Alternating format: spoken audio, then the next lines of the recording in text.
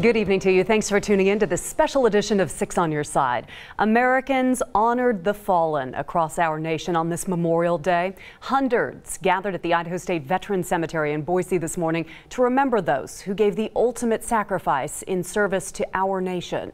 6 on Your Side's Marissa Morrison was there. She shows us how this year's ceremony spoke to generations.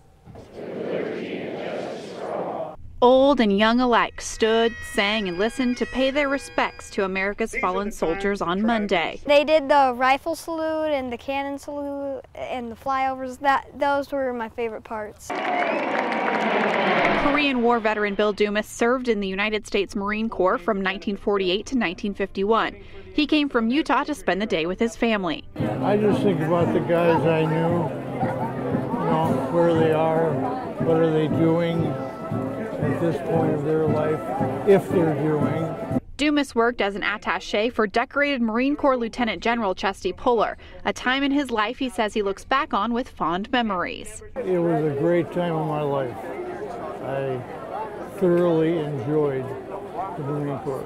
While the stories of time spent overseas abound at ceremonies like this, they are accompanied by a solemn sense of loss and heartache for those who never returned home.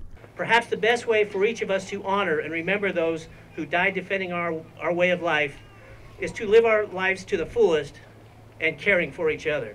A sentiment not lost on the next generation of Americans.